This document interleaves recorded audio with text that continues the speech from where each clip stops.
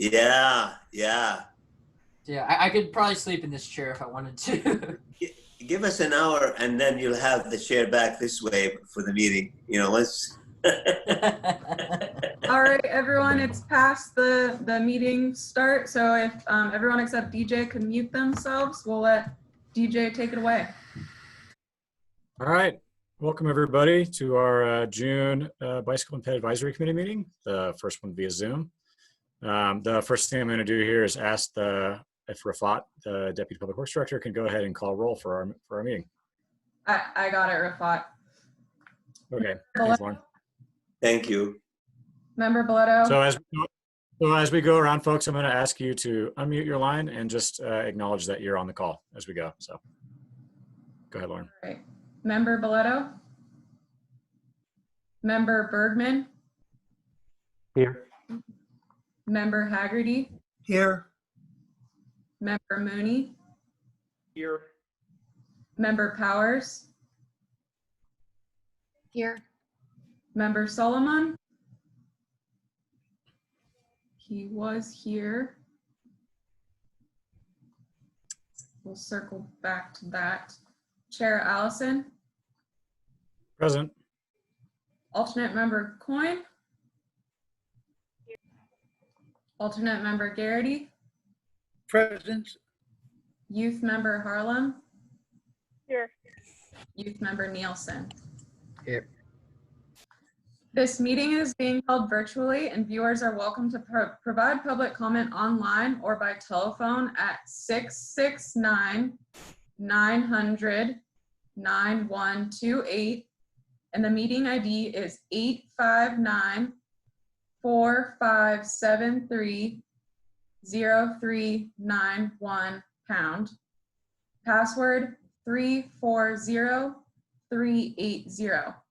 If you are watching the meeting and wish to provide public comment, please select the participants icon and select raise hand. If you are participating by telephone and wish to provide public comments, please press *9 when the chair opens the public comment period. When it is your time to speak, you will hear a notification that you have been unmuted and you'll have 2 minutes to speak. Can we clarify up front which alternate's going to be participating in the meeting? So from my conversation from Lindsay earlier today, when it comes down to there's a tied number of members, and since we have one member absent, Anne and Jimmy will have to decide who gets to be alternate. I do want to note that we don't have anything that we're voting on tonight. Staff is just looking for feedback on the downtown precise plan. So in that case, Lauren, will they both be able to provide comment during the meeting? Yeah. Okay. Okay. Well, in that case, then I'm going to suggest Jimmy and Anna. We don't have to designate somebody as the full-time member today, unless we get to a voting point. In which case, well, I'll let you guys decide amongst yourselves who would like to vote. Let's go ahead and move on to item number 2 on the agenda. This is going to be public comments for items that are actually not on the agenda for today. So this is a time for anybody from the public who'd like to provide any comment for items not on the agenda. Please go ahead and raise your hand on Zoom or press *9 by telephone. And I guess, Lindsay, will you be able to tell me if we're seeing anybody raising their hand? So I'm looking at that and we've got Wendy Collins. So I'm going to let her talk. Wendy, go ahead and you have 2 minutes. Thank you. This is Wendy Collins from the Safer Schools. And we have been looking at how we can work with the schools in the fall when they open up so that the kids can continue walking and biking to school while maintaining social distance. And that may mean some pop-up designs around the areas of the school. I would love to get the help of this committee in working on this project. It's complicated and there's a lot of variables that need to be worked out, and I would like to ask that maybe it could be put on the next agenda. I don't know when your next meeting is. When is the next? We meet every other month, first Wednesday of the month. So this is June, so our next meeting would be August, the first Might Wednesday be- of August. It might be a little late, but maybe by then we'll have more specifics. But if we could have that on your next agenda, there's a lot of schools and a lot of decisions to be made, and we'll be working through the summer to try to, and working with Public Works, but I would love to get some feedback from members of this committee. Great. Thank you for your comment. Hey, DJ. Yes, sir. Do you think it would be helpful, or could we appoint a subcommittee or something to work with Wendy on this? Since That would be lovely. I guess this is a question for Lauren or Lindsay. I think what Kevin is suggesting here is we make a motion to appoint a subcommittee to work with Safe Routes to Schools on this. Is that something we can do during this time, or should we put that later in the meeting? That can't be heard on this agenda, as it was not agendized. This is just public comment. So there haven't been any members of the public who have been able to come be noticed of the fact that this is going to be voted on. So it'll be re-agendized for a different meeting. Notice will be provided to the public. So if there's any opposition, they have the opportunity to present that. Okay. Well, I guess for that point, I guess I'd like to recommend we agendize it next time, but I can work with you, Lauren, next go around to work on that. Okay. Excuse me. Excuse me. And in the meantime, Wendy, I would suggest that if you would like to at least work with any of the committee members in their non-official capacity, that you are able to work with staff or committee members independently, as long as they're not working on behalf of the committee. And I know that a lot of members of this committee, are very knowledgeable about bike-related access, and I'm sure would have really good feedback and comments to provide you, even if it wasn't in their official capacity as BPAC members. This is a time-sensitive issue. There's, this can affect hundreds of people in the city going to school and our youth. I think it's important enough to agendize the meeting for next month, even if it's just dealing with this one issue of getting a committee together who can work with Wendy, and we can have a better liaison with staff and everything on this. I second that. We can always work to have a special meeting, so I've made note of that. And with a special meeting, we just have to prepare an agenda and post it, I think 24, 48 hours in advance. So I can work with you guys on that. Lauren, could we, is there a limit of the number of BPAC members that could work with Wendy in an unofficial capacity if they just want to review some of the sites and what's needed and gather information so we're prepared at the next meeting, or not? Is there any kind of limit? You may. A quorum would be 5, so there should be no more than 5 committee members together, even if it's unofficial. Okay, I'm gonna go to the next public comment. This is from 15109327149. Let's see. Oh shoot. I apologize. Murray. Hi, good evening, BPAC. This is Craig Murray from the 94903 area. Just wanted to report, well, first of all, for Wendy, the next meetings are August 5th, October 7th, and December 2nd. That'll close out the calendar year. And then I just wanted to report out to the BPAC. I had a conversation today with the new bottom manager as of Thursday of last week. His name is James Go. He's taking over for Chris Lilly. Chris has done a fine job doing a lot of the improvements, getting the North Bay and East Bay connected. And one of the projects he's working on is the Sir Francis Drake Path and the Overfly. It's currently in final design. It's going to take about $5 million to construct it. There's some minimum right-of-way issues, and then the majority of the cost will be related to utility undergrounding. The flyover redesign will include movable barriers, and there's a fund gap that'll probably push the project out a couple years. And they'll be looking for support for a future ATP grant request. So they'll probably be with city staff and perhaps even the BPAC. And that's the end of my report. Thanks very much. Thank you, Craig. Let's see. Are there any other public comments, Lauren? I do not see any other public comments. I would like to make a comment. If we can. Go ahead. Is this for something that's not on the agenda? Yeah. Okay, go ahead, Tyler. I'm not exactly sure how to bring this up, but long story short, some of us are aware of, I don't even remember when the last meeting we had was, but way back then, and we had a vote, and DJ, I believe it was, said that youth members and alternate members weren't allowed to vote. And after Patrick Seidler and I went over the, what do you call it? The BPAC like rules, whatever you call it.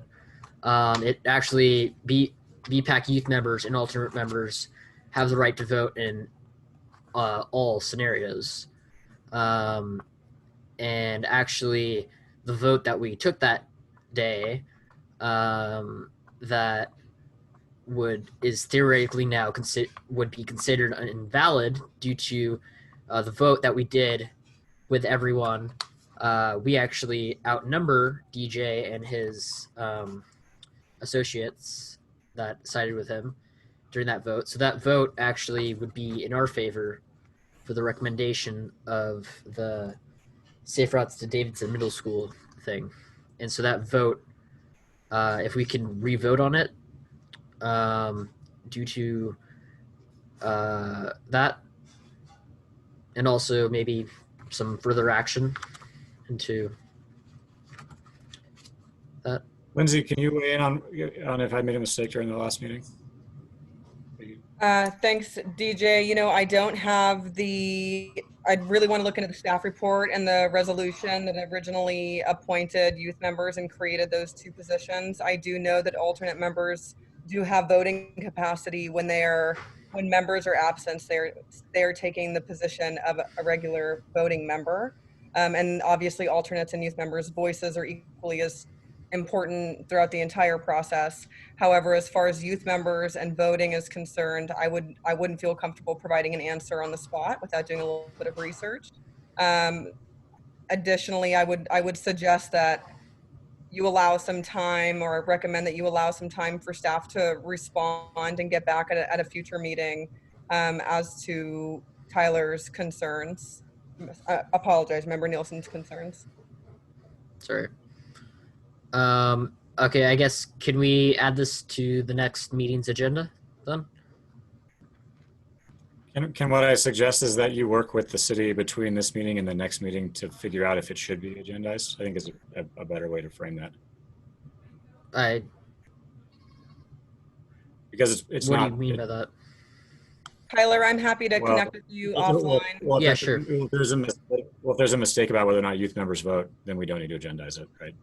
But I think we just need to confirm the concern, whether or not the concern you brought up is valid or not. And then if it is something that needs to be voted on, we need to agendize the item that you would like to have a vote called for. All right. Sure, Lindsay, do you have my email? I sure do. I'll be in touch with Okay. you early next week.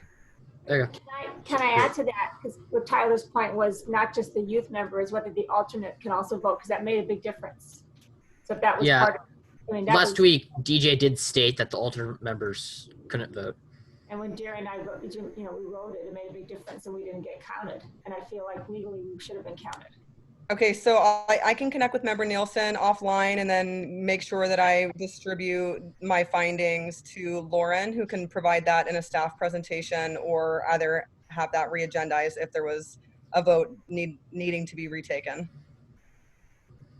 And Tyler, you started off and it was 2 points. It was both the question of what votes count, but also we were voting, as I recall, we were voting on the Mahone Creek path by the biomarine. Yeah, and so basically, if according to the actual bylaws of BPAC, youth members and alternate members count as valid votes, and DJ basically, I don't know the right word to use, but he invalidated our votes when we voted. Sure. So majority then was in the opposing favor to not recommend it. So theoretically, if the bylaws that I have are correct, then the vote that we did is not correct, if that makes sense. Sure, I understand that. So I think when you work for the staff on figuring out if that is true or not, you know, and we figure out the bylaws, then the second thing is if you want to put that Mahone path back onto the agenda for 2 months from now. Yeah. And that's the second part of that. Okay. All right.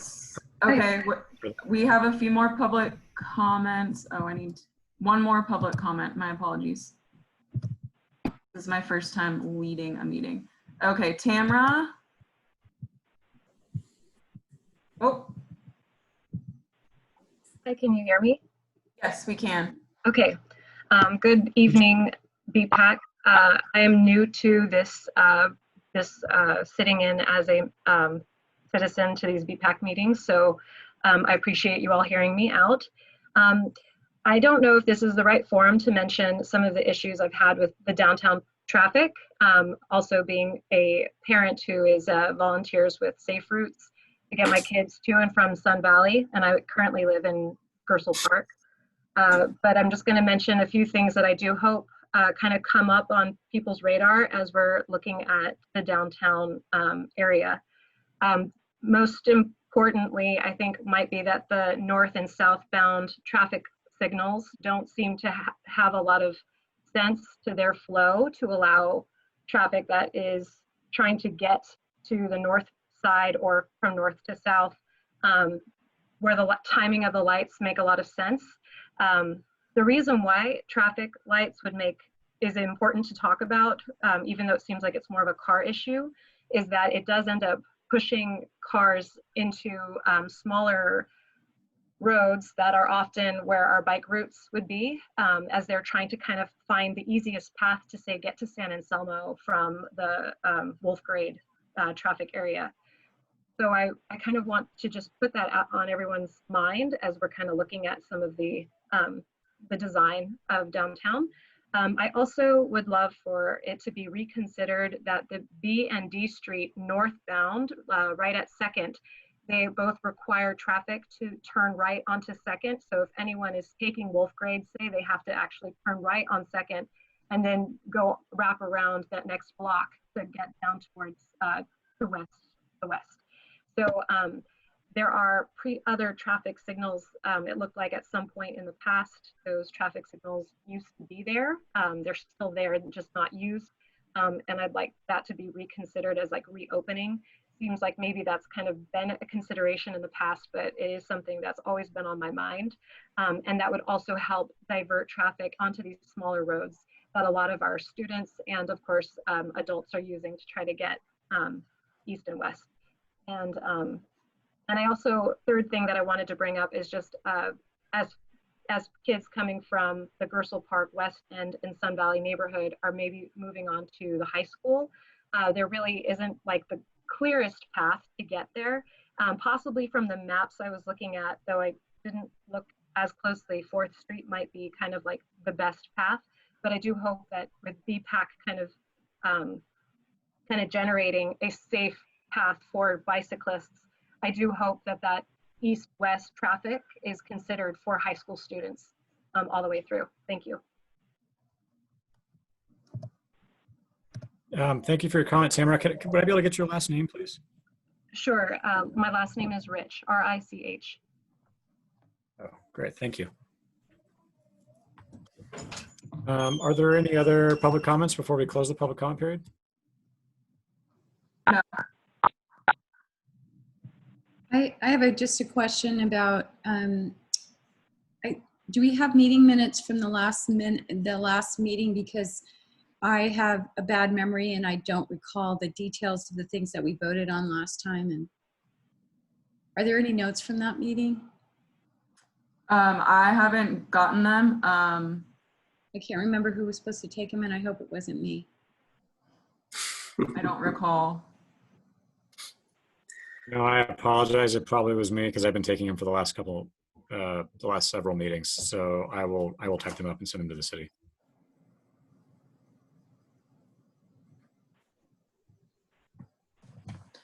Okay, I don't see any other public comments. DJ. Thank you, DJ. All right. With that, then we're going to close the public comment period and we're going to move on to item number 3 on the agenda, project updates. And with that, I'm going to turn it over to Lauren with the city. Thank you. Okay, give me 1 second here.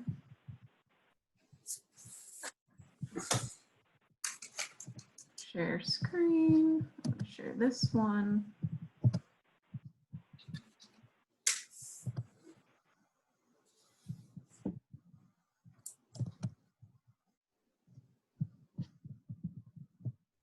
Okay.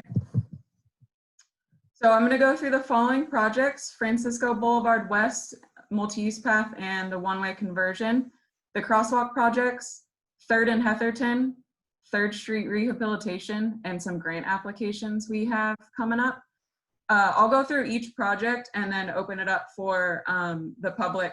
DJ can open it up for public comment as well as committee comments, and then we'll wrap it up and move to the next project. So with Francisco Boulevard West multi-use path, phase 2, just to set things up and get everyone oriented. We've got downtown to the top left, San Rafael High School is over to the right, your Canal neighborhoods to the bottom right of the screen. We've got the Bret Hart neighborhood to the bottom left, Davidson Middle School. The project limits are from 2nd Street down to the intersection of Francisco and Rice Drive. Zooming in,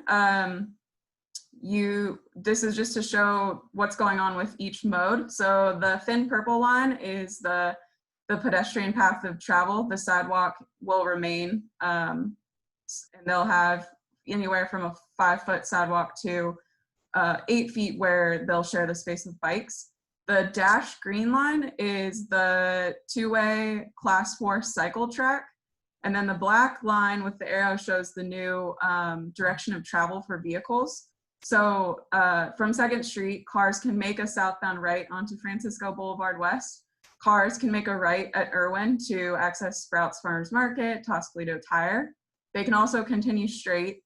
If you're traveling northbound on Francisco Boulevard West, you can see from towards the bottom right of the picture, at the intersection of Francisco Boulevard West and Rice, cars would be forced to make a left onto Rice Drive and wrap around. I do want to know, we did a traffic analysis of this area, and we found that the existing traffic control, like the all-way stops or side street stops, can accommodate the rerouted volumes.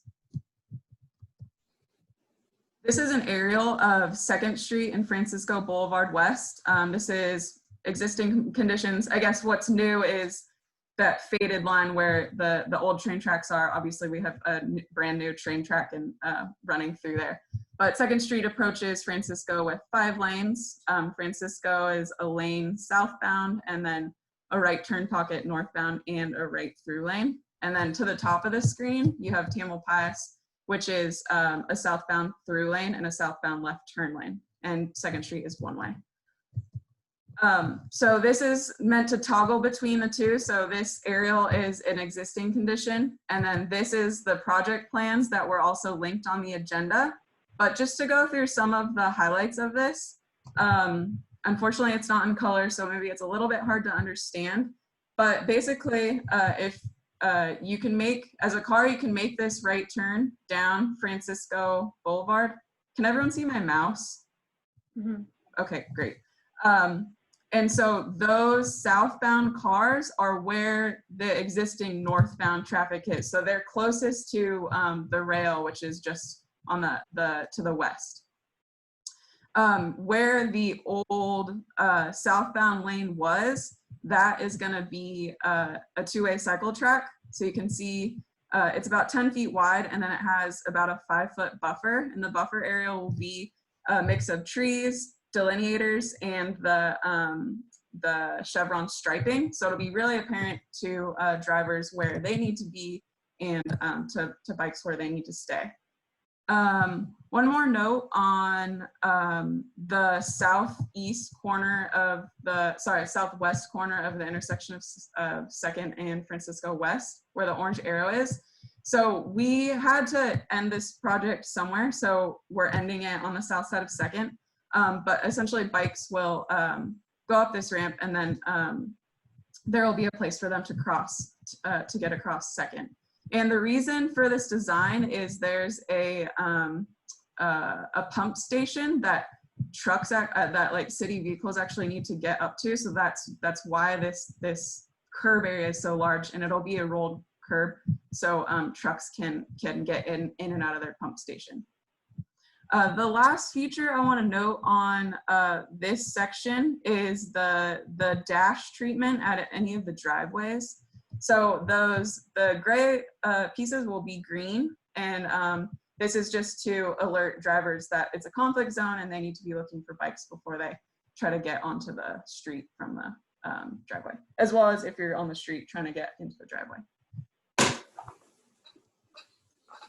This is a cross section of the multi-use path and the street. So if you are on Francisco looking towards 2nd Street, you have the sidewalk, the cycle track, which is 10 feet, the 5-foot buffer area, which, like I said, will be trees, delineators, and striping. And then you have the travel lane, and then directly adjacent to the travel lane is where the rail right of way is. I've just got 2 more slides with this one, I think. So this is the intersection of Francisco Boulevard West and Rice Drive. It's too new. If you look at an aerial, it's too new. It doesn't exist. So this is if you're on Francisco, the freeway is behind you. And I just want to note what's happening. So right now there's a sidewalk all along behind this traffic signal that's in the far end of the picture. And it goes all the way to the existing hybrid beacon that is just out to the left of this image. This is an aerial. So the picture before, you're standing about right here towards the bottom of the screen looking straight ahead. And I just want to point out that the 2-way cycle track, it ends and it turns into a multi-use path where bikes will share the space with pedestrians. And this will go behind the existing traffic signal stuff, and it'll take you all the way to the hybrid beacon to the already completed path to the left where my mouse is. Last slide, I want to comment on the outreach efforts that were done by staff. We've had several meetings with the Chamber of Commerce. There's some businesses on that stretch of road that were changing to one-way. And then mailers were sent April 2020 to 120 residents, tenants, property owners adjacent to the project area. This project we're expecting to be done by the end of the year because we have some money to spend on it, but we're out to bid for construction, and that bid opening is actually tomorrow. The bid will be awarded at the June 15th City Council, and then as soon as we get the paperwork and contract signed, we'll be ready to dig. So that's it for that update. I'll let DJ open it up to committee comments. Oh yeah, so I guess as we go through these projects, we'll do comments from committee members, and then would you like to do the public comment project by project, or would you like to wait all the way until you finish your topics before we take comment? Because you have, right? I understand that there's people that are interested in this project, so out of respect for their time, I would like to take comments for this project and then wrap it up, and then the next one. Can I ask a question before we, as to sort of kick it off? Yeah, and can I say one more thing? We have Sure. April Miller on the line. She's the project manager for this at Public Works. So April, if you want to hop on, she's available for questions. I'm here for questions as well as Rafat. So I'll let you take it away, DJ. Great. The first question I would kind of hoping that you or April or Rafat can kind of clarify, but can you guys explain sort of the purpose and need behind this project? Why the city is implementing it, why it's happening right now? Just because I think there is some context here that's missing. It's while all this bike infrastructure is really great, this project is not being triggered because we love bikes, right? There's other reasons why the project's actually happening, right? If I may jump in, I don't know if you we can hear you, Rafat. Yeah. Okay, great. Yeah, and the reason I'm asking is because I think this project has sort of come into existence relatively quickly, and I think it's likely that it's catching some of the public off guard. And since there's probably some of the public watching, I think it would help to understand why the city is looking at the project. I'll cover that as well, DJ. Good evening, Rafat Raid, Deputy Director, Public Works.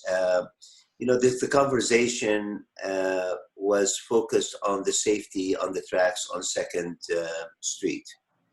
Basically, people going northbound on Francisco Boulevard West were being stuck at the track because once you make the right turn, you are in the conflict zone. So SMART and the city staff was working diligently with a couple consultants to try to figure out what could happen in terms of signal timing, additional markings, and all of that. And the only thing that we couldn't resolve is that northbound right turn. Thank you, Lauren. The northbound right turn, making a right turn and not being warned of the presence of a train, or that the train is in flashing mode for the drivers to clear the track. That was the initiation of the idea of how about if we prohibit the northbound right turn. And then when this idea came up, it seems to fit very well with the concept, because Francisco Boulevard West, the MUP, the multipurpose trail, was running into some major issues environmentally and financially. We were behind the 8th ball because there were some federal funds that if we don't use by the end of this year, we would lose it. That's one motivation. The other one is that the original design that was designed almost 2 years ago intruded into the creek and required a lot of mitigations that made the project very expensive to the point of infeasible. So the whole idea, the whole picture fit together, and the improvements that we're doing with this project also on crossing 2nd Streets are also significant. That was made possible by the savings that we did by, if you can go to the cross section, please, Lauren. Yeah, let me give just a sec. So if you look at the cross section, the trail would have been behind the sidewalk on the left-hand side, way into the creek. And for that, we had to protect the creek, built the delineation, and built the project into this. So by doing the one way, it serves the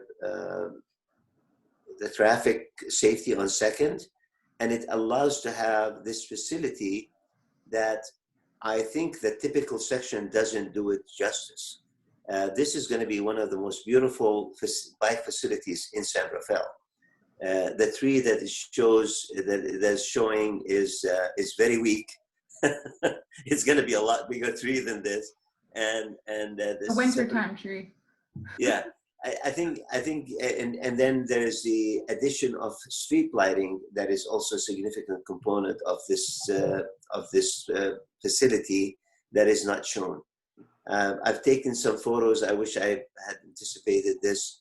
I mean, if you're looking northbound on Francisco Boulevard West, it's almost a scenic route for bicyclists to be in that realm, especially with a nice 5-foot buffer protection from a low volume street to begin with.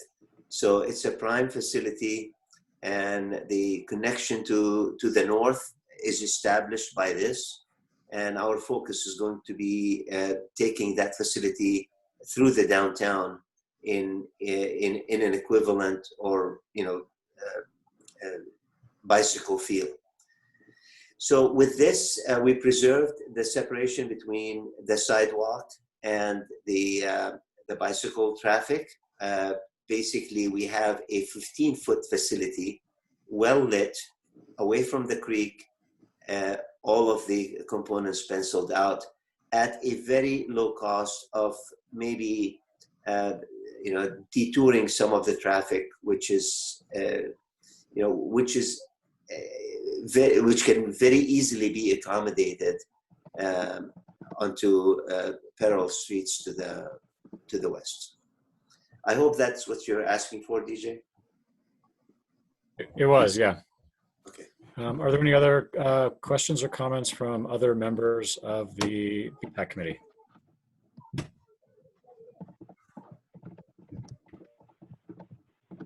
No questions or comments? Barry, you're raising your hand? Oh, I'm sorry. I'm a little slow. Kate, I'm gonna get to Kate first. So, Kate, I think you can speak now. Okay. It's a little bit off topic. I really love the design. My interest is in when we're doing infrastructure, transportation infrastructure work and upgrades and things like that. In looking at stormwater and creek upgrades as we do that, every time we change something, we're not in the 1950s anymore, where we're looking at how we pipe or ditch our tributaries to the creeks, that we're looking at how do we restore that natural infrastructure. And I know that it's a channel that goes by the sidewalk, but and I really appreciate that we're no longer doing those panels down into the creek and shading the creek, etc. But when we did a walk trying to get the greening grant for part of this project, it was really sad to me that the mitigation for SMART's project was a detention pond surrounded by concrete. And I just would like to, I know this is ready to go to construction and all of that, but I would really like to encourage both April, I think the work is beautiful, but also DPW to look at, we have certain requirements now with stormwater, cleaning up the stormwater before it goes out to the San Rafael Creek and the bay, etc. And these are opportunities to walk and bike near water. And I know that there are birds that use that little channel, and I wish that would be part of the map and part of the on the design list of possibilities. Thank you. Yeah, so I can respond. Just to let you know that even though now we've changed the project, so we're no longer in the creek, we're in the roadway. We're actually still doing all of the mitigation and monitoring efforts that were required as part of our environmental permits, including removing the box culvert there at Maserati Center, which was a huge request by the environmental agencies. So we're going above and beyond on this project. If we'd gone into this project with initially, we wouldn't have had to do all these mitigations, but we want to make sure we get rid of all those invasive species and just make sure that we're improving that area. And in addition, I actually just am submitting a amendment to our urban greening grant. And by adding all of these trees along Francisco Boulevard, we are greatly improving our greenhouse gas calculator. So we're definitely making an effort towards making this job even better than it was before. Thank you, April, for this comment. If I might just, I don't know if many of you know that about a year ago, I went on the Netherlands for a week on a biking trip. And, truly, I was inspired by the facilities. And when I saw the bicycle realm and the separation from pedestrians and the greenery that is not shown by the typical section, I honestly think that this is a European standard, and it will impress this committee and hopefully the public. This is something that San Rafael will be proud of for many years to come, on all levels. Thanks, Rafat.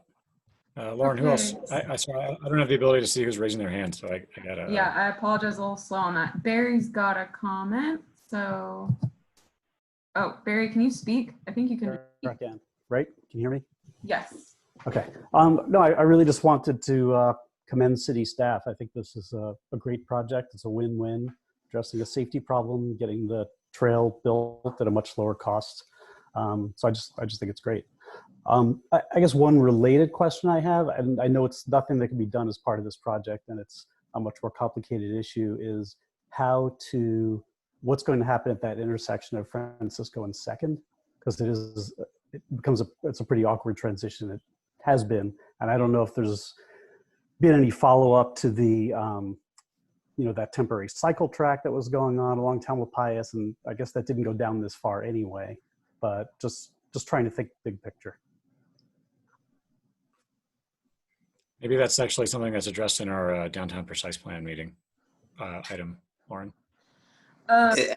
Actually, Lauren might have something to say about that.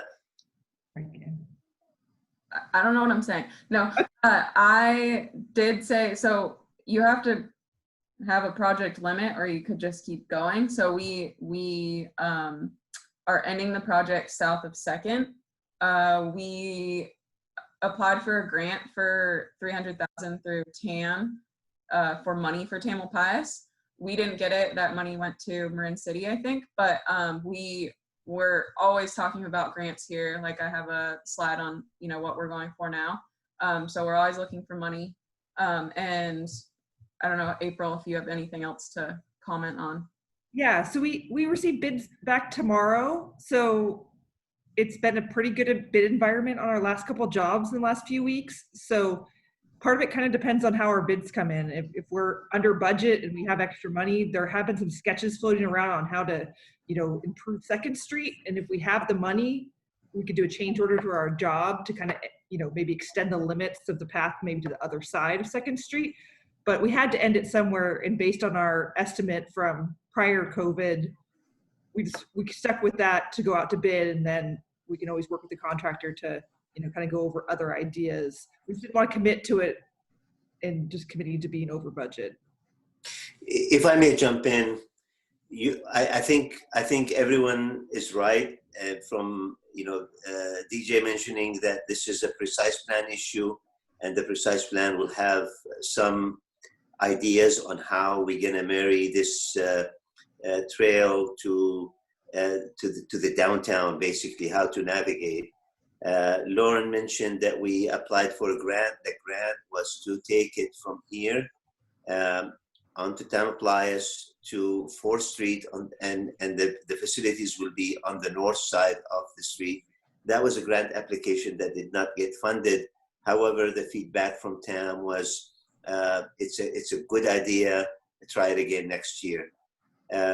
I think the challenge that was given to April as soon as she started here, and I'm very happy that she's on our team, is to design and spec this project and put it out to bid. And I believe the challenge was 6 weeks, and in 5 weeks, the project was redesigned and ready to be bid. That is probably the fastest we've ever seen. A lot of internal conversations took place about what do we do, where do we end this project, and it was a financial decision that ended it where it was. But if Lauren, if you go to the exhibits where it shows the intersection, the project did not end on the south end of the street. The project has a bicycle signal for bicyclists to cross the street outside of the crosswalk. So basically, the project landing ended on the north side of the street, and that's something that we want to stress. It was staff desire to take it at least half a block north to kind of put our foot into the door and establish that this is going here. And unfortunately, we ran out of funds. There are other priorities. Part of this project is to make major fixes to the intersection of the smart train crossing, and we're adding signs, we're adding striping. So the project budget was needed in a more safety improvements. So I think by the time we build this, we will hopefully come back to you and say we figured it out. This is what we're going to do north of 2nd Street. So it is something that is definitely on our priority list to connect this trail through the downtown.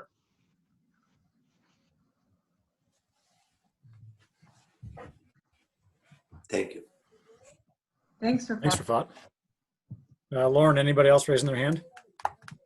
I don't see any attendees raising their hand. Okay. I'm going to suggest then that we do public comments from the general public per item. So with that, then could I ask if there's any members of the public who would like to make a public comment about just the West Francisco MUP project update? Lori has her hand up. So I will Okay. allow her to talk. Lori, go ahead. Lori needs to unmute herself. Yeah. Hear me now? Yep. Hi, Lori. Hi. So DJ, thank you for asking to make it look like this wasn't done for just the bicycles, because I never thought that until tonight. And now I definitely think it, because when Rafat tried to get out of this, of thinking it was for the bicycle, all I kept hearing in my brain was, we had a certain amount of money that we have to use or else we're going to lose it. I don't quite understand how it's possible that this wasn't seen in the 3 years or however many years it was that all the consultants were rebuilding this street. So, and I don't think that the public knows about this, and I think this is going to be a major to-do.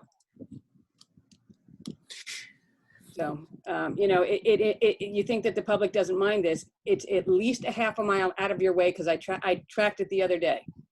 No matter what you do, it's at least, if not more, a half a mile out of the way. And it looks like you're trying to make Tamalpais southbound only. Is that also correct? Which is a major inconvenience, by the way. I mean, if you missed that and didn't know it was one way, then you have to go all the way past the freeway to go around the block. There's no changes to Tamalpais. I think that's With just this project, there are no changes, yes. Say that again?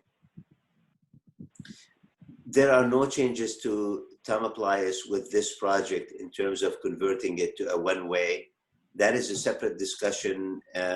We probably, you know, it's not a done deal. There's a lot riding on what goes on Tamalpais, and it gets complicated because it is attached to the relocation of the transit center. We really, it gets foggy when we get there, but we'll cross that road when we get there. It's not. Okay. This is a major inconvenience. It's not something that people are just going to say, oh, look at that, we have to go a half a mile out of our way, because it's a lot of time and it's a lot of lights. It's at least 2 or 3 lights, depending on if you go on Anderson or Irwin or whichever street you decide to take up there. It's very out of the way if you want to go anywhere to the east. And the fact that nobody saw this coming when they opened up the street is beyond anything I can comprehend. You know, Lori, just to be fair to your comment, with the permission of DJ, can you elaborate on what half a mile are we talking about? If you are coming down on Francisco Boulevard West, and you are going towards Whistle Stop, okay? Mm-hmm. But now you can't go to Whistle Stop, so you're going to have to make a left turn somewhere, which is probably right at the Sprouts place, correct? Mm-hmm. Okay, so then I have to go all the way around Sprouts. I have to stop at a stop sign. I have to stop at 2 stop signs, actually, a stop sign and a light. I will make a right turn onto Anderson, correct? Mm-hmm. All right, I'm going totally in the direction I don't want to be going, where I am already, just speaking to you. I'm just doing this in my head. So then I can either turn up Lindaro, I can turn up whatever the street Biomarin is on, which is that Lincoln? I can turn up Lincoln. Those all have those all have traffic on them. And you're taking me out of my way when I'm, for example, I'm trying to go to the freeway south, or I'm trying to go to Montecito, or I'm trying to go anywhere to the east. I mean, there's Where is the half-mile difference, Lori? the half mile starts at the turn that I'm now going off of, making the left turn onto, what road is that? The one that Sprouts is on. Desbois. Okay. The second I have to make that left turn, I'm going out of my way because I want to be going straight and to the right, like it does now. And I don't see the half-mile. Well, you want to come and see the odometer in my car as I drive it?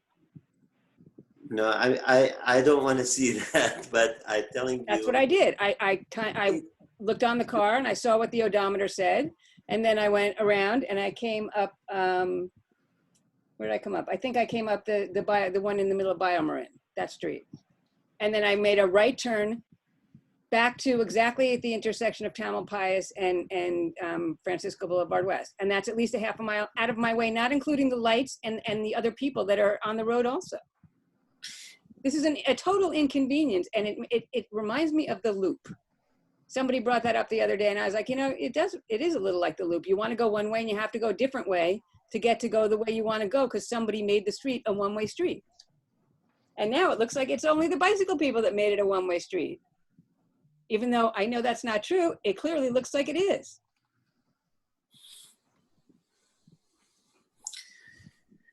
The only comment I can offer is that we are trying to build the pedestrian bicycle infrastructure, and every time we allow another mode to share our facilities and our network, there will be some inconvenience to other modes.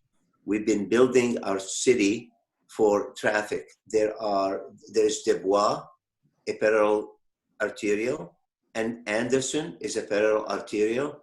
There's too many vehicular path into the downtown, and there is none for bicycles. This is not into the downtown. This is going away from the downtown. When you go onto 2nd Street. I'm talking about into the downtown from north-south perspective. The bicycle needs to get into the downtown. There is no other feasible, convenient, affordable way to do it. So I will, personally, Lori, you know me, I'm very open, and I take the public comments very seriously.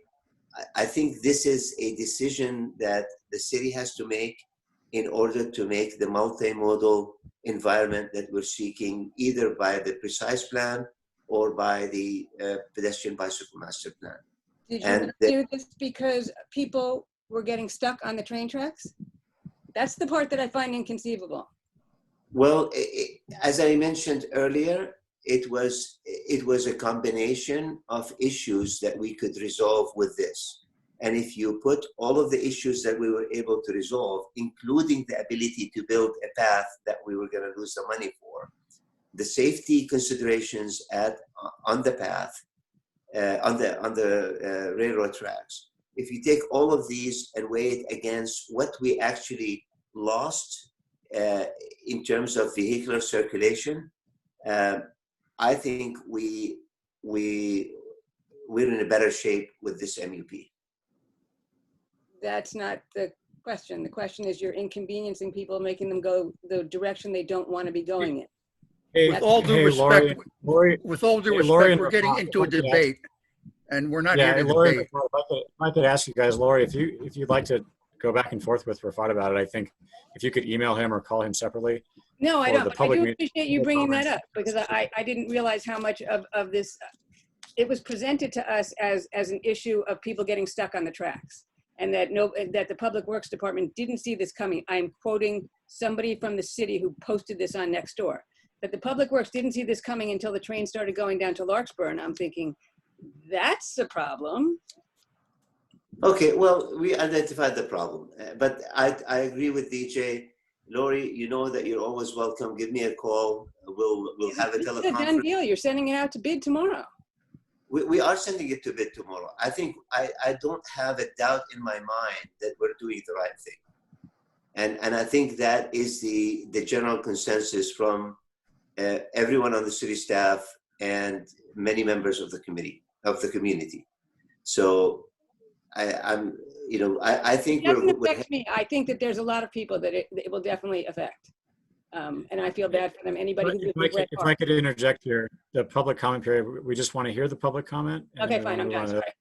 Got it. So I will just note though that this project actually still has to go to the council, and there are more opportunities for the public to provide comment on it if they would like to. Are there any other people from the public who would wish to make a comment right now, Lauren? There are. Jean? Jean, would you be able to provide your name, please, and then go ahead and give your comment? Jean, you have to unmute yourself.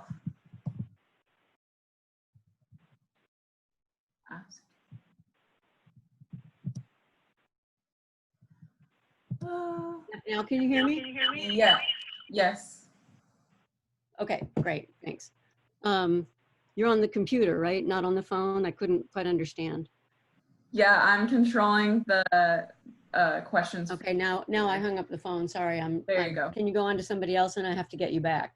No, I can hear you. Can everyone else hear Jean? Okay, Jean, everyone can hear you. Nope. Okay.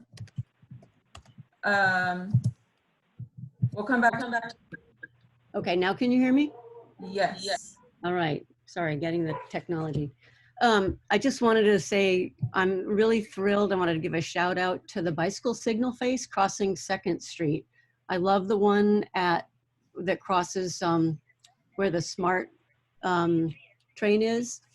And I'm wondering if we can have a discussion agendized about what happens to Tamalpais. I was concerned to see a grant went forward that would have, instead of having it go second to Mission on Tamalpais, would have shunted it over onto the really bad, dangerous Heatherton path where cars turning right don't stop for you.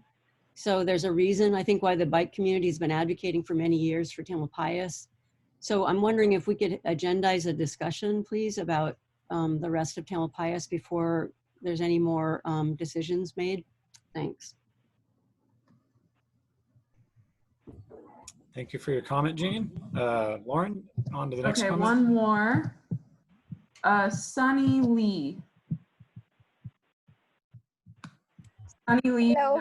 Hello. Hi. Hi, everybody. Hi, Sunny. Hello, DJ. Thank you.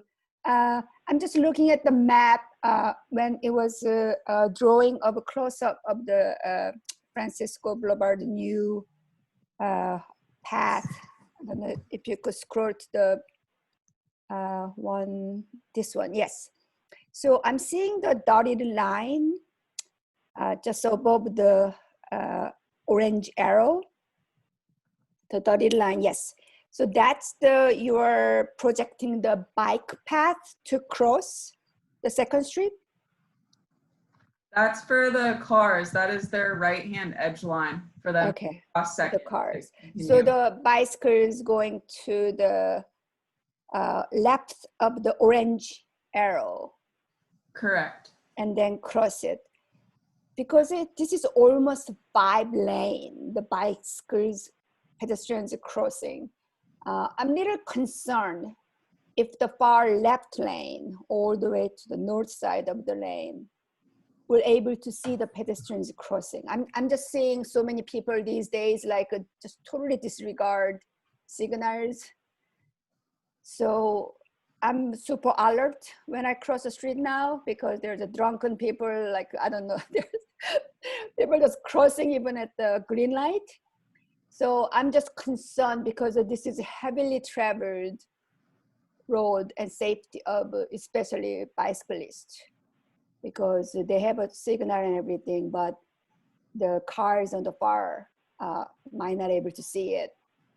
They are crossing. So that's my concern. Second concern is, I'm not a like everyday person to stop at the Starbucks at the next to the Sprouts. I think that's the location of Lincoln and the corner of almost Lincoln and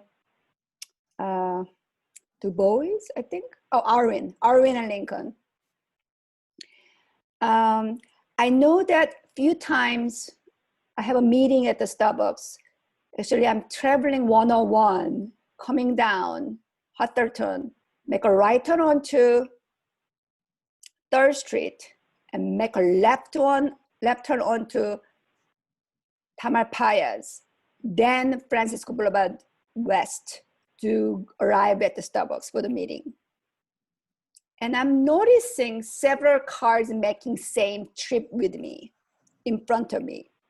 And I always thought, wow, this is a very popular spot for freeway, like 101 freeway travelers. Stop here, get a Starbucks, pick up to go and back on the freeway. What I also realized is San Rafael downtown is closed. The downtown Starbucks is officially closed for the people who had to have a Starbucks coffee. Now there's gonna be concern of more cars coming down, but they are not gonna be able to travel back to the Francisco Boulevard West to go back on the 101. And they'll probably go around the Lincoln Avenue. That's my guess. Instead of going all the way down to the south of Francisco Boulevard, all the way down to get back on the freeway, back on 101 through the Office Depot, I guess. So I'm projecting there will be more traffic, especially in the morning, around the Lincoln Avenue and Francisco Boulevard West. That getting a coffee, get back on the Lincoln and go back to 2nd Street. And I'm concerned that there will be a lot of cars trying to make a left turn from Lincoln Avenue, onto 2nd Street. This is not something I could do the studying in advance, but this is something I have noticed it. There's quite a bit of people getting off the freeway to get the Starbucks coffee and get back on the freeway. So I just want to point it out.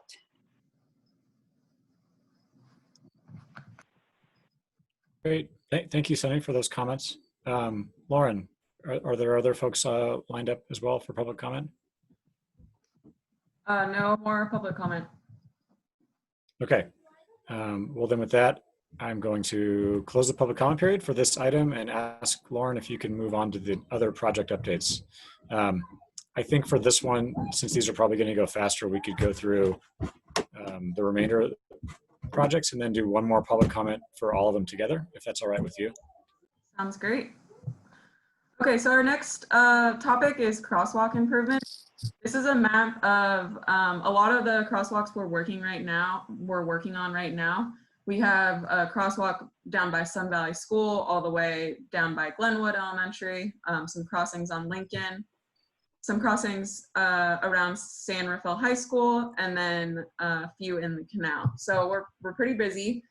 I'm gonna go over them. They have different funding sources, so I've broken them up into 5 kind of projects.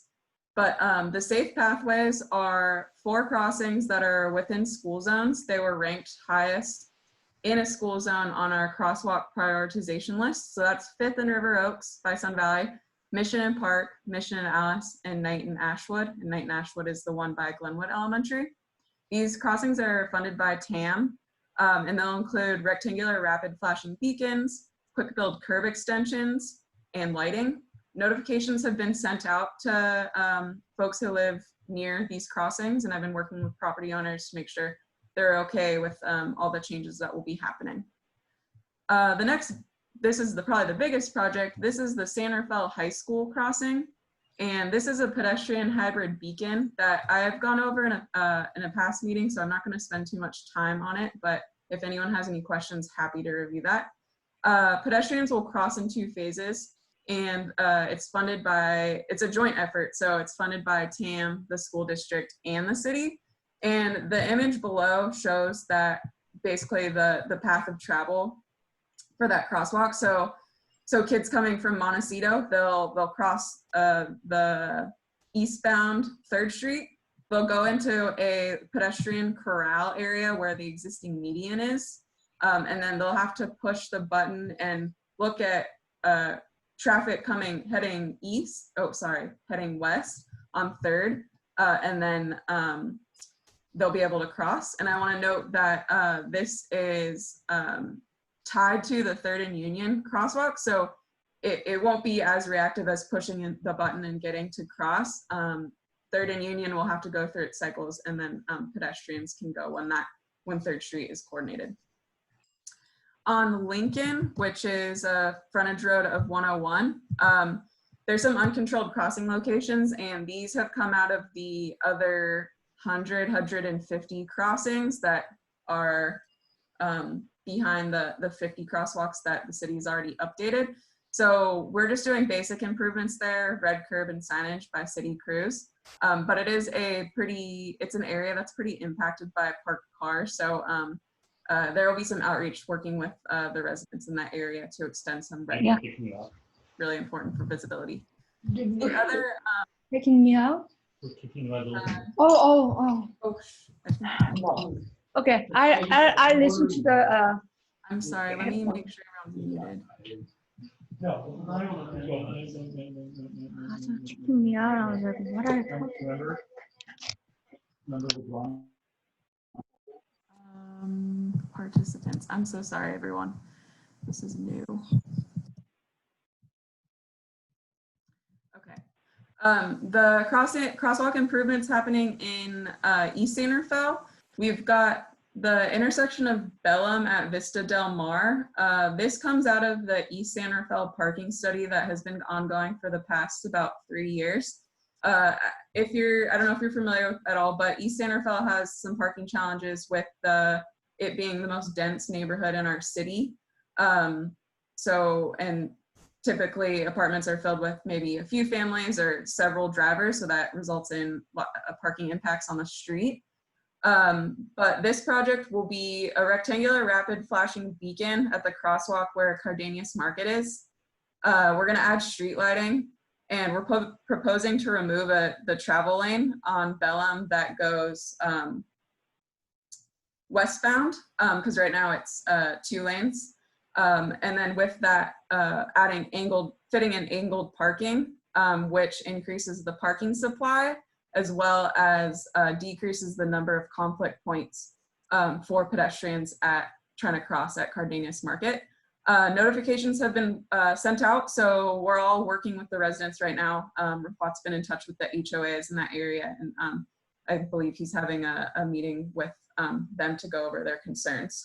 And then the last set of improvements is, I just call them the canal improvements. So we've got 2 crossings on Medway, 1 at Canal and Bahia, 1 at Kerner Sonoma, and 1 at Belvedere Vivian. These crossings are all funded by a Lifeline grant that we applied for through TAM. And these crossings had to be in our disadvantaged communities. So it was this community in Santa Fe, Marin City, and then I think 1 other community that was even eligible for this money. And these locations will have RFBs. We're gonna add some curb ramps where some do not exist. And then we're looking at doing some more quick build bulb outs where possible. So the timeline for the crossings is we're going to be busy this summer and this fall. The safe pathway, so those school crossings, they're all close to 100% design. The Bellum improvements, pending feedback from residents. Lincoln, pending some feedback from those residents. And then the high school crossings, we're expected to work on, like I said, summer and fall 2020. And then the remaining crosswalks, we're looking at probably construction 2021. So that's it for crosswalks. Moving on to the next project, 3rd and Hetherton. The image here is an aerial of the intersection. You've got Hetherton going southbound and 3rd Street running east-west, well, westbound. And this is showing the change of the crosswalks. So currently there's a crosswalk on the south leg that's being removed because of the conflict with the double left turn here, and we're adding a crosswalk on the east side, so pedestrians aren't trapped. Other things happening with this are improved lighting at the intersection and then some signal head improvements for better visibility. The timeline on this one is that construction has started and the estimated completion is the end of July. So for traffic impacts related to the construction, we'll be sure to push out on Nextdoor and other social medias. 3rd Street rehabilitation, I just have one slide on this tonight. April, who you met earlier, is also managing this project. She's really busy and doing working on all our favorite projects. But the consultants for this, they are really looking hard at this segment of the project. I know the font is kind of small, my apologies, but you've got, I think it's called 2nd Street at this point, but basically towards the left of the screen is the Miracle Mile intersection where 4th Street meets 2nd Street. And then to the bottom right of the intersection is Shaver Street. We like to call this the 2nd Street pinch point. And so the consultants are really looking at that. They're looking at if it'll be a Class 4 protected facility. It might be a combination of the Class 4 protected facility and a multi-use path because it gets really narrow where that hillside is right around G Street. We were pushing hard to have material for you for this meeting, but there were some more things that we needed to vet out. So if necessary, we'll have a special meeting before August. Otherwise, you guys will see this in August. And one thing I want to highlight is we're looking at how far to take the bike facility. Is that, do we take it to Miramar where my mouse is circling, or do we take it a little bit further to Shaver where then bikes could shoot up to downtown? So that's where we're at with that project. And then the last update I have is some grant applications we have in the queue. So TAM, the Transportation Authority of Marin, is funding an application for the canal bridge. If you're familiar with ATP, or Active Transportation Program at all, you'll know that the funding heavily goes towards disadvantaged communities. So we really wanted to focus on a project in the canal neighborhood, which is our disadvantaged community. And we're looking at the canal bridge as I think it classifies as a medium or large project, actually a large project. So those applications are due in September, and with that usually comes some public outreach and stuff. So we'll, as we move forward, you may see a public meeting for that. And then the other application we're considering is, like Craig mentioned in public comment, and if you've been out there, you've seen them working on the flyover. There's now K-rail there in preparation for the movable barrier. However, we still have a gap we need to address, and that is when you're on Francisco, between the flyover and the Richmond San Rafael Bridge, how do we get bikes in that area through safely? So we're looking at, I don't have the details, but we were considering applying for grant funding for those improvements too. And then the last thing I want to update you on is the Highway Safety Improvement Program, HSIP funding, which just so for your information, we have HSIP funding through cycle 8 and cycle 9 for 3rd and Hetherton, and then 3rd Street between, it's like Lincoln and Grand. And so I guess this is for cycle 10. We are looking at our high collision corridors because this program is really based on collision history. And that would be the Freitas corridor from Northgate to Civic Center Redwood, and from 4th Street from Lincoln Avenue to East Street. We have consultants helping with that, digging into the collisions to see what gets us the best benefit cost ratio as far as what improvements we can do. Okay, and DJ, those are my project updates.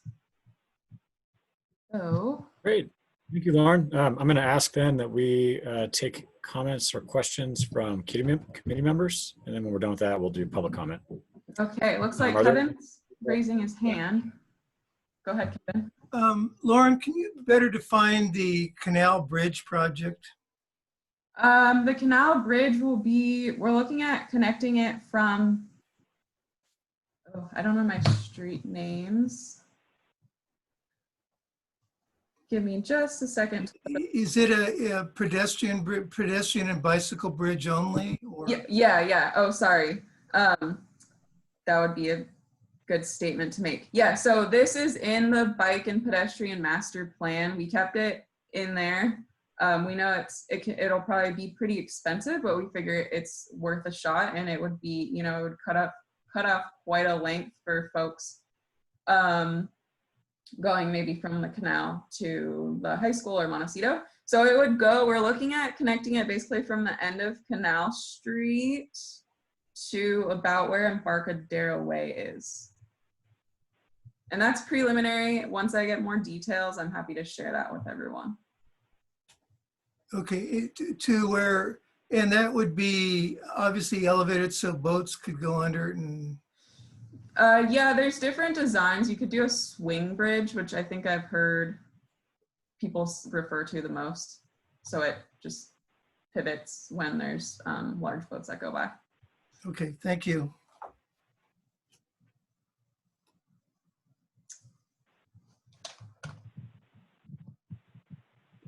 Hey, Lauren, I think we got some other comments. Barry and others. Yeah, Barry, why don't you go ahead? Okay.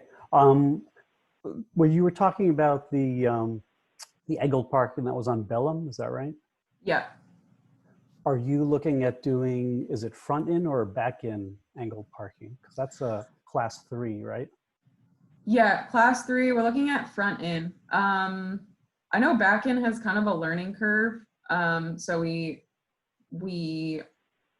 just because of that, we thought front end would be better. Okay, because I do think for bike safety that back in is better. You just got much better visibility for drivers pulling out. Yeah, and I can talk to Rafat and the consultant and kind of see what they think. Yeah, that is a good point. Okay, it looks like Kate Powers. You want to speak, Kate? Takes me a while to unmute. Just wanted to ask about Freitas Corridor. Is that on Northgate? Where is that exactly? What road are we talking about? Freitas Parkway or Northgate? Yeah, Freitas Parkway from Northgate all the way to the Civic Center Redwood intersection. So crosses the highway? Yeah. Okay. Also, I had to hop off just for a second, and I missed the part of third rehabilitation. Is that removing parking down at the end down there? Is that removing any parking down on the west end? We're still looking closely at that. Like I said, we just weren't ready to share it yet. I don't have any cross sections.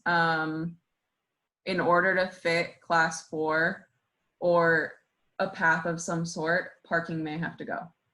Okay, thank you.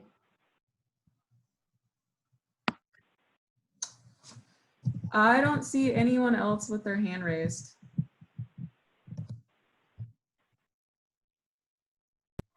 All right, well then with that, I'm going to suggest we move on to public comment. If there's any members of the public who would like to make a comment about any of the projects that Lauren just went through, please, I guess, raise your hand or press *9 and you have 2 minutes.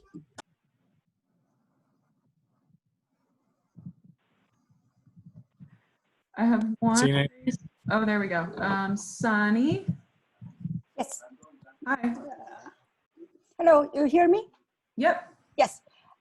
So Third Street corridor, I think it's a great idea because I specifically know 3 Davidson Middle School students lives across from the Jack in the Box, which is West Street and East Street.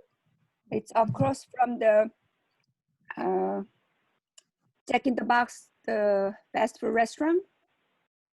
So they were expressed how difficult to get to along the 3rd Street to get into the, I think they usually go to the A Street or B Street to starting going southbound. So I think if there is a dedicated bike path along the 3rd Street, it'll be a great benefit for these families.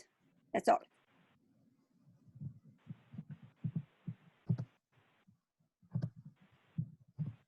Thank you, Cindy. Anything else? All right. Well, if there's no more public comments, then I'm going to suggest that we close this item and that we move on to item number 4, which is an update on the downtown precise plan. And with that, I believe we're turning it back over to Lauren again to give us a presentation on. So I don't have a whole lot of updates. Sorry. Barry is still working. Barry's our general plan consultant, and with these figures comes a whole downtown precise plan with lots of good text. That wasn't ready for public review yet, so he just suggested that we review the figures at least, and I would like feedback from BPAC committee members, so I can take that feedback, make comments on the figures, so Barry can move forward with getting the precise plan out to the public. So with that, I hope that everyone can see the figures clearly enough. I apologize. I really wanted to give you the highest quality figures, but the file size was really big. And then in looking again, it looks like I think the point still gets across with the lower image size. So there's, I believe, 5 pages. So we'll just start with the street hierarchy and multimodal plan. Just going over this, blue is the pedestrian priority network, green is the bike priority, purple's transit, and then orange is the vehicle priority. As you can see, 4th Street is a priority for all our alternative modes, and then 3rd and 2nd are our vehicle streets. And then there's, for north-south, you've got pedestrians, we're looking at A and B Street. And then for bikes, Tamalpais is highlighted. So does anyone have any input on this page?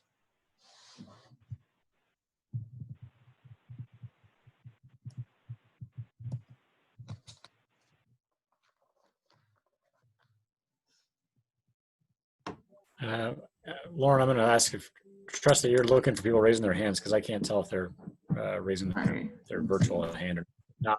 Maybe I could suggest you go through all of them and we'll talk. Okay, that sounds good. Kate has, yeah, so we'll just go through this.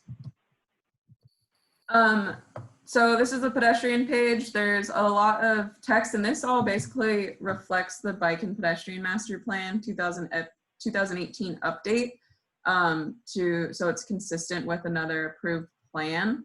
4th Street is still the street of choice for pedestrians. And then just making sure that folks can get north and south to our main downtown street. Those are also highlighted. I noticed 3rd Street is highlighted for a key pedestrian corridor. Wanted to see what you guys thought about that. And then the bike priority network.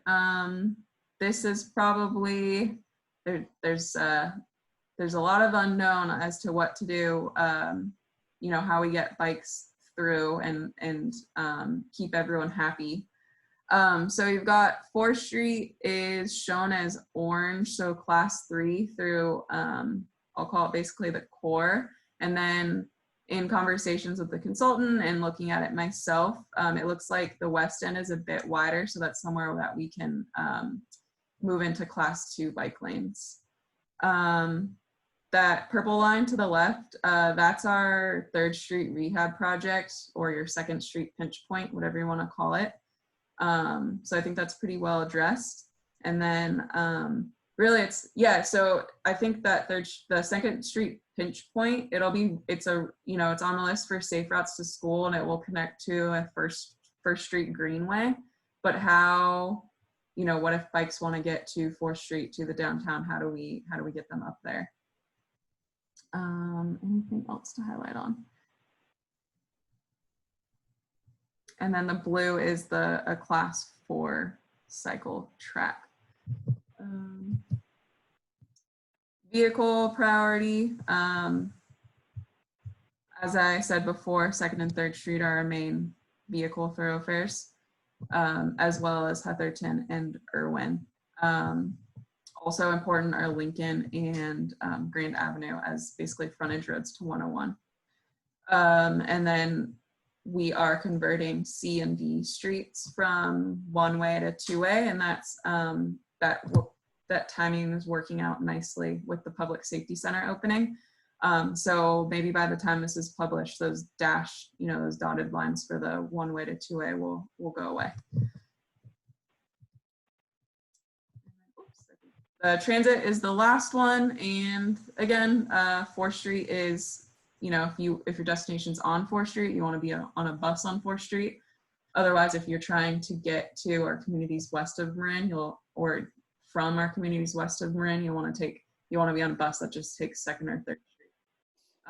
And then because of the transit center's proximity to 101, the Heatherton, Irwin, 3rd Street, 4th Street vortex are highlighted there. With that,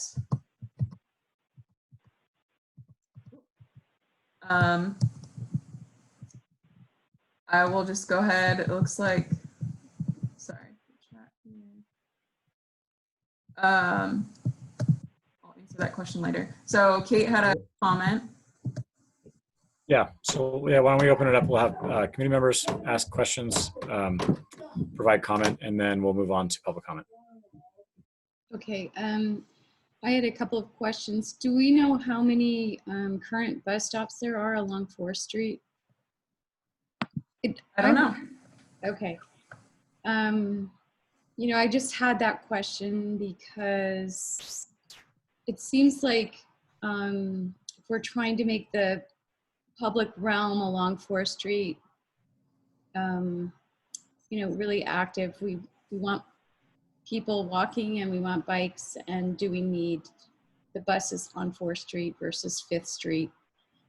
Maybe 5th is too small, but without the consultant, I can't remember why that is. And I'm wondering how the precise plan will become an action item for the Department of Public Works at all, how this plan intersects with the BPAC master plan update. I know they use the master plan update to derive initial information on what was already part of a plan, but some things have changed. And I'm wondering how this intersects now with how the Department of Public Works will execute projects. And then the last thing I just want to mention is that it's not, the precise plan does not include the work where that is happening along East Francisco now to improve pedestrian and bicycle access. And in some of these networks, whether it's there are arrows that have both ways, and then on the bike priority network, it has a blue arrow going just one way. Not sure, just not sure when we're commenting what that means, what this black line for special study segment, who's going to do the special study? Is it DPW? Is it part of a future grant? So those are my comments. I do think that this area where the East Francisco connects and access to the canal getting into downtown in a safe and comfortable way is critical and should be part of the precise plan planning.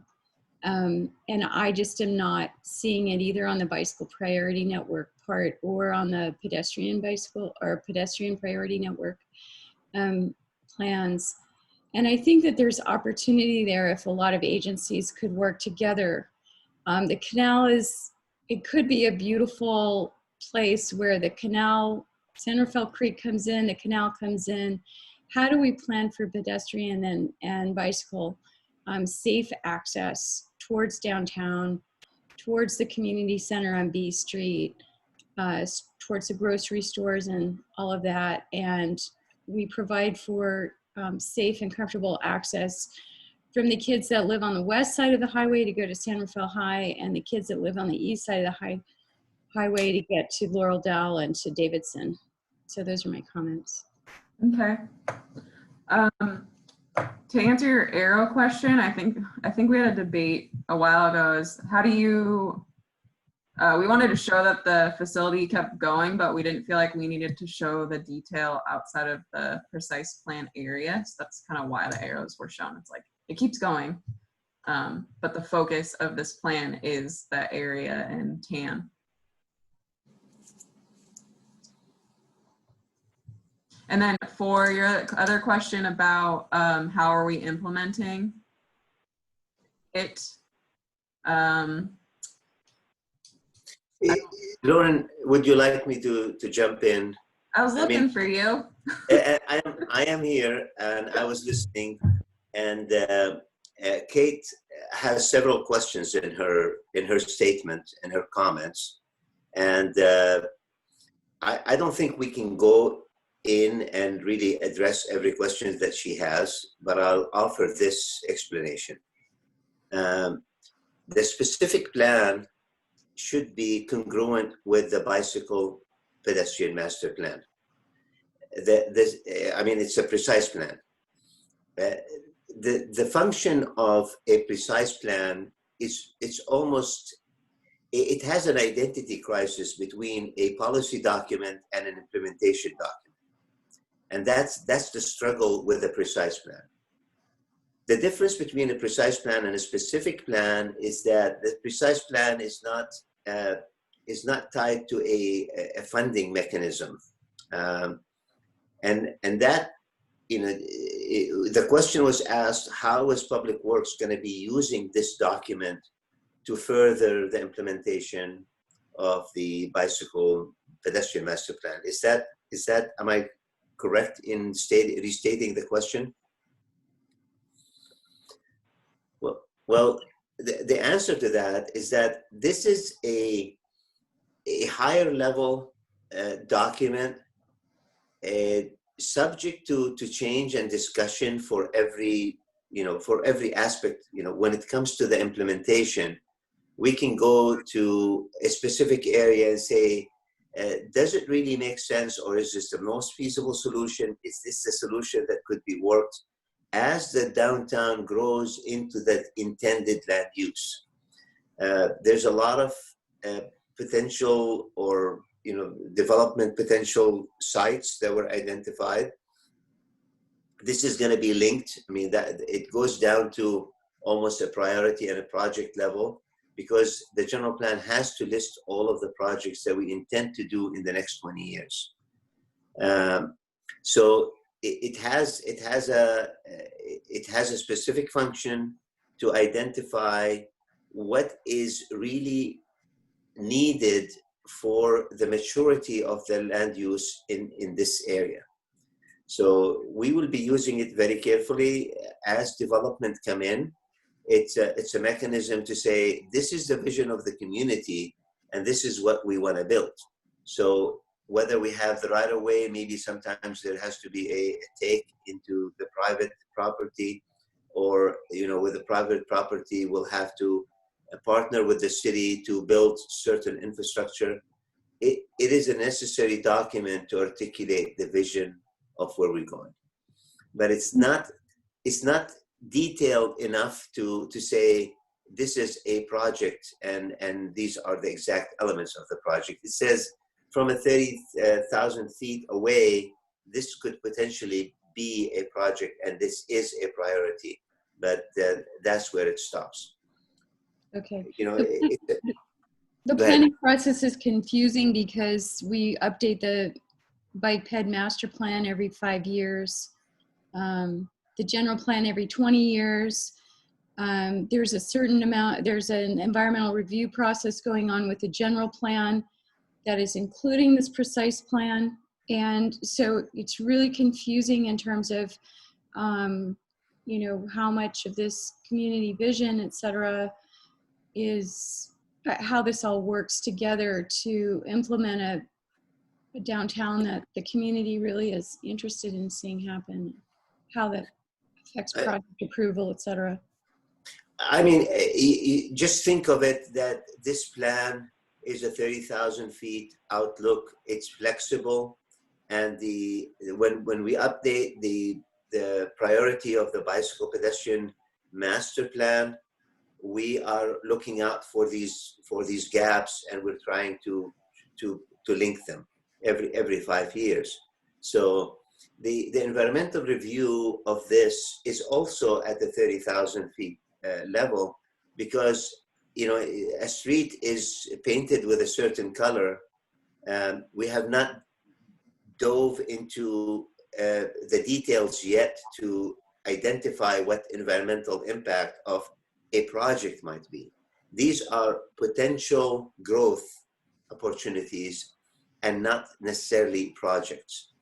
So it's you know, it's not defined to a project level.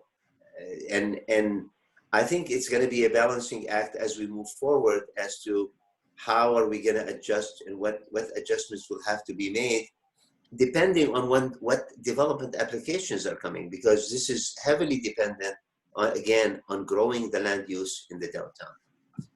And you might, I mean, there will be more discussion about the precise plan. I think Barry is planning to come back to this committee and present the policies. And once you see that this is a hybrid of a planning document and maybe not necessarily an implementation document, the policies that you will see as a BPAC is going to bring the whole picture together as to the purpose of this document.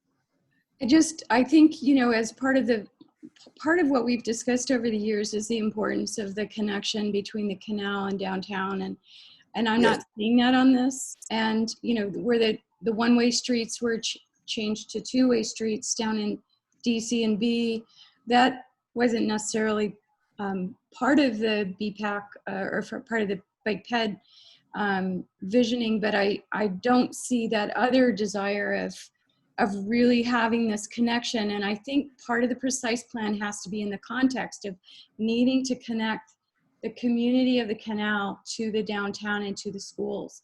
And that's just to me.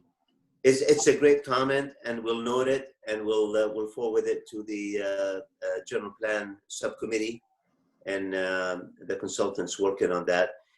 And you know, we've made these comments before, and that's why you see that you know, I think in the bridge that we're contemplating is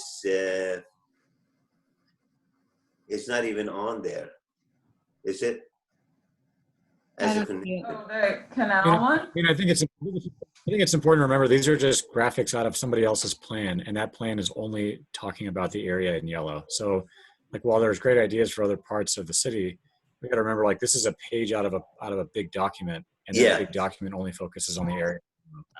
That's like the mandate of the. Yeah, you know, I know for a fact that the connection to the canal is one of the very you know, important policies, and it is shown in a different figure. We made that comment during the earlier review, and Kate is spot on. But we will forward that comment as a priority for BPAC based on Kate's comments.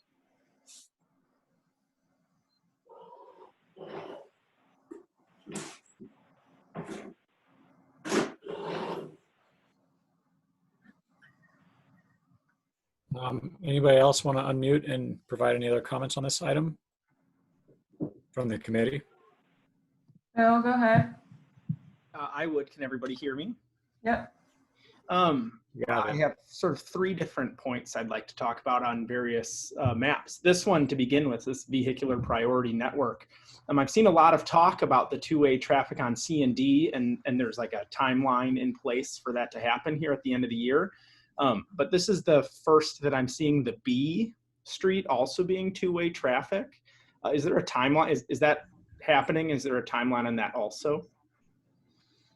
So this was not part of the C&D project because we were looking at what we need to do for the public safety center. But Rafat actually brought that up to me earlier this week, and that's a conversation that we need to have with the director. Like, why not just do B now as well? Does that answer your question? It's yes, and yeah, that we don't exactly know yet, which is totally fine. I think, I think there's some great side effects for the bike access with C and D also. If you go to the bike priority network slide. I'm trying. There you go. So generally, I think the great new Francisco West project that we were talking about before makes this southernmost east-west connecting path, like numbers 2, 7, 4, 5. I think that prioritizes that even more. And within that, I think there's some pinch points that are worth talking about. I know this is not planning stages, but I think it'll be interesting to figure out how we get this done. If we start with number 2, so number 2 is First Street in between E and D. And I do think, one of the side effects of making D two-way traffic is currently that street is used a lot for left-hand turns for people going north. That road, that little section of road itself is very, very narrow. There's a creek on one side. It's narrow on the other. There's cars that parked there. I feel like there's an ambulance there like a quarter of the time. There's an ambulance parked on the corner there often. I live like a block away from here. I will note that I'm very happy about the new stop sign that is in between E and First Street. I think that has been incredibly helpful and safe as you makes it much safer as you come through that area. The same outside the path, you did another stop sign on Taylor and C Street, and I think that was much needed too. So there's some interesting ideas for this number 2 here, including making it change different directions to be eastbound instead of westbound if you read the text down below. My only concern about that is that it's super, super narrow. What alleviates that concern is I think there's going to be almost no traffic on it if D Street is 2 ways, which is good. The other things that I think become a much higher priority are, really specifically this point 5 that we have on this map, which is connecting that Mahone Creek over towards Albert Park. So if people remember, if you're cycling to the southwest, like coming from the transit center, going towards Albert Park on Mahone Creek, it's really, really nice. And then it spits you out pretty awkwardly on a really narrow bridge, kind of like on a sidewalk with a super high curb right there. And so I think it would be awesome to have a continued Class 1 bike network, that purple network that they're showing there in 4, but that is, I think, going to be a tough intersection. And I don't know if there's any plans to address that yet, but I would like to, I think our committee should certainly have some input on that, just as a cyclist that goes through that. May I chip in? Probably part of that is that point 4 also. Mm-hmm. Could be part of that too. That's it. Cool Stuff. This is awesome to look at. So. Yeah, and if anyone thinks of anything else, feel free to pass on your comments. That goes for the committee as well as the public attending. I think I heard Tyler pipe up. Yeah, I just wanted to say that just to rejog people's memory and stuff, that was the thing that we voted on prior. Was that pathway thing so before what we were talking about was sort of a duplicate path on the north side of that creek, which doesn't really fix this connecting of swapping over the streets that I'm talking about. But I mean, it is related in that it's the general area. Yeah, that's yeah. So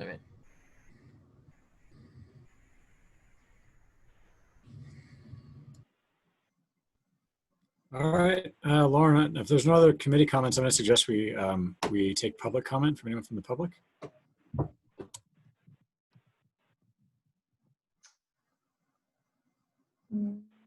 Oh, Lori raised her hand.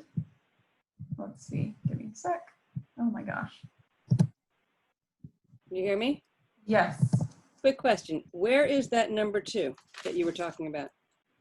It's on the bike priority network, figure 6.18. Is it a street currently? Yeah, it's D Street between First Street between E and D. You want to make that one way going west? It's already one way going west. The proposal is to do one way going east for cars. That's interesting because people use that all the time, hence that stop sign, which is a great idea, by the way, also. Why would, I don't understand that. First of all, you can hardly fit a car in there, but you can very slowly. What would that do to, so no cars can go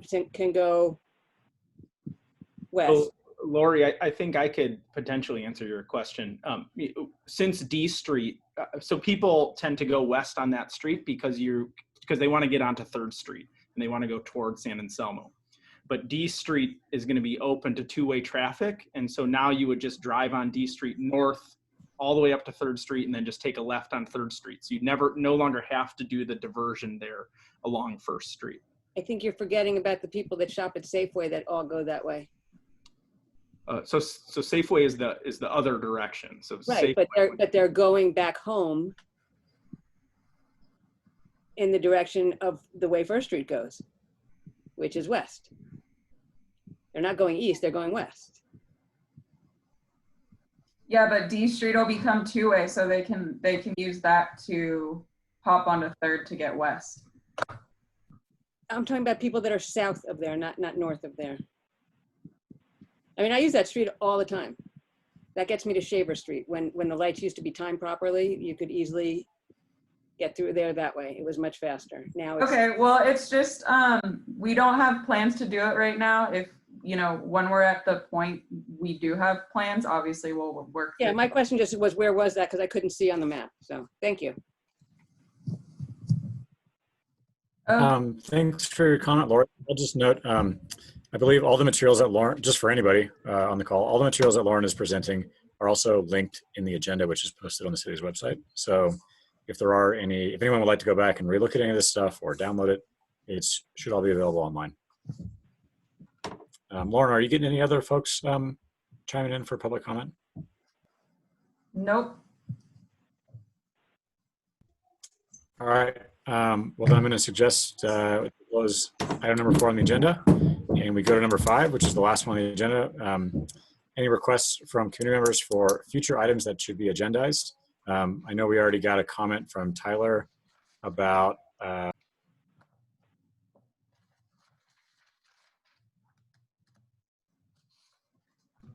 You muted. We lost you, DJ. Oh. I'm sorry.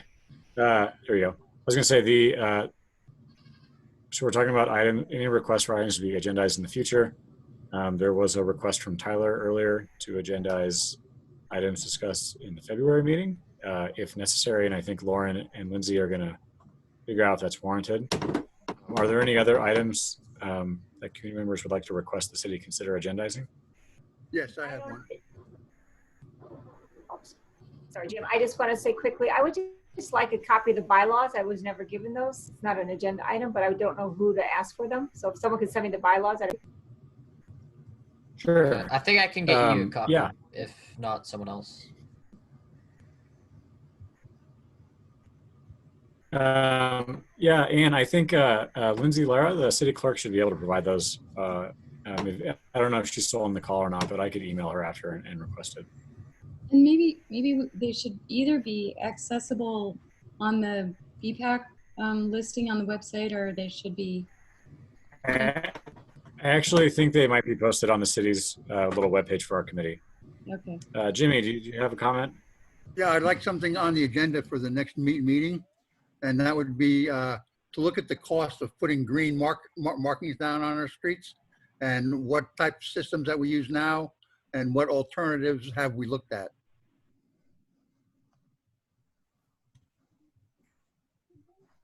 Lauren, you got that?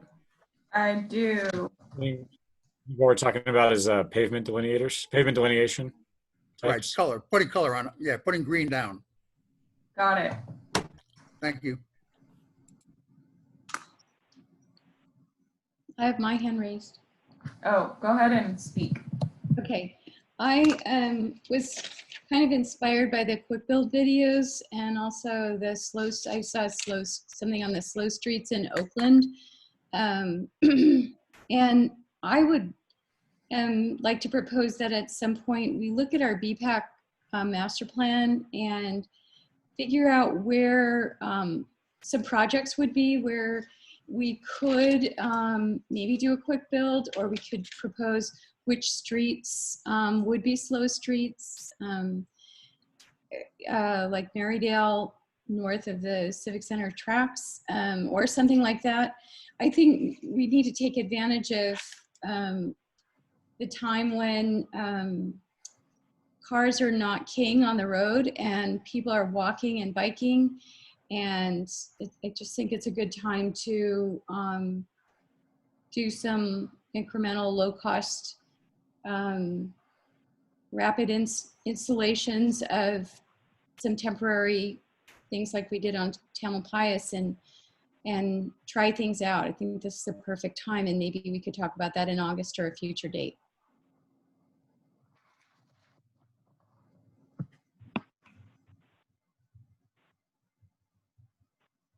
Thanks, Kate. Lauren, did you get that one as well? I can see you like writing over there. I got that one. Thanks, Kate. Could I just clarify my request a little bit? Is to find out if the city of San Rafael does any equipment sharing or bulk buying for greening our streets. Do we work with other cities or the county? I'm just trying to figure out the best way to approach this. So I'd just like to know if we do any of that. Thank you. Jimmy, can I suggest that you shoot Lauren an email after this, kind of like writing out the questions that you're kind of trying to get answered, and maybe we can sort of, she can help kind of hone in on what kind of questions you'd like to get answered. I have no problem with doing that. I'll be detailed. And I just want to clarify too that, maybe some of the Wendy Callen's pop-up designs around areas where the schools could be part of those quick builds or slow streets or things that we could give a try before the school traffic really gets back into place. Yeah, Lauren, I'd like to ask if you guys start coordinating with the Safe Routes to Schools folks and they would like BPAC input, I'd like to request that we either agendize it for August or we consider a special meeting. All right. If the timing can't really wait till August. Okay. Yeah, I agree. I think a special meeting would probably be best.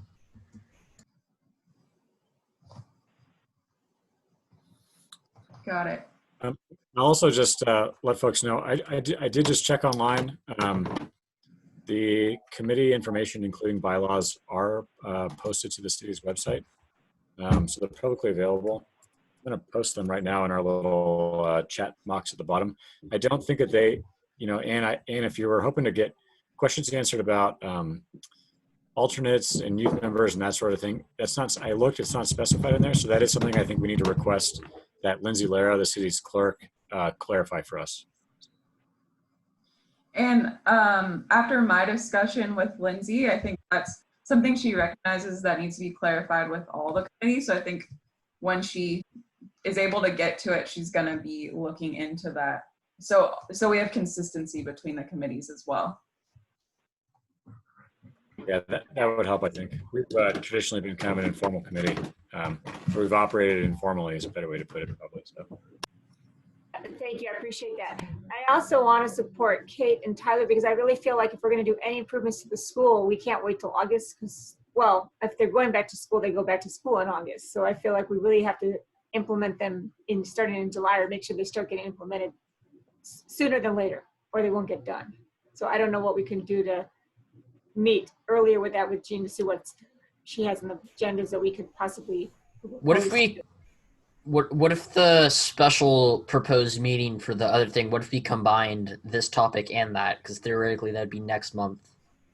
And that would be sooner rather than later. Well, if I could make a suggestion. So the Safe Routes to Schools program is a county-funded program. It's not a city program. And so if I could suggest that a couple of things. First of all, individual members of the BPAC are welcome to volunteer and support and work with Safe Routes to Schools on their own if they'd like. Obviously, that you can't be functioning as in a capacity of BPAC, but if you'd like to provide input to how the Safe Routes to Schools programs work, I know that other members of this committee in the past are also active members of Safe Routes to Schools. That you can you can have both roles at the same time if you'd like. I would say that if we're going to bring it to the BPAC, Safe Routes to Schools should be working with city and DPW, and we should be advising the city on Safe Routes to Schools programs. If we're going to be making suggestions directly to Safe Routes to Schools, I would suggest our members do just that. Go volunteer and work directly with Safe Routes to Schools. It's an independent program. It's not part of the city. So that's the point I would throw out there. So I think our involvement is appropriate when the city is involved with it. So I'll reach out to Wendy, let her know that BPAC members are really interested. And then it just goes back to, I think up to 4 people could help with that. But if you're like meeting with her individually, then you can also do that. So I'll send an email and get that ball rolling. Yeah, well, I mean, actually, more than 4 people can meet and work with Safe Routes to Schools as long as you're not functioning in the capacity of the BPAC. All right. So, it's not like 4 committee members can't be in the same place at the same time. 4 committee members can't be in the same place at the same time representing the BPAC.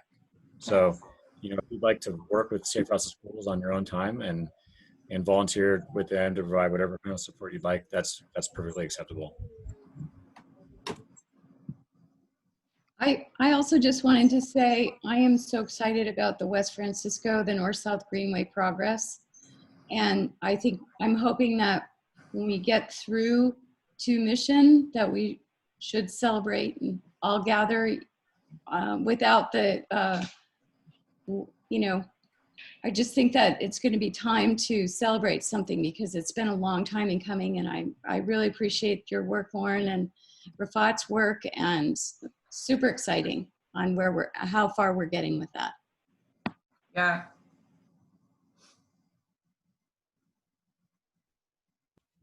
All right. Well, with that, I think it's 8:01. I think we're done. Thanks, everybody. I think we did good on our first virtual meeting. If you have suggestions about how to do this a little more efficiently in the future, please email Lauren with suggestions. Because I have a feeling our next meeting will be like this. Thanks, everyone. Have a good night. Thank you.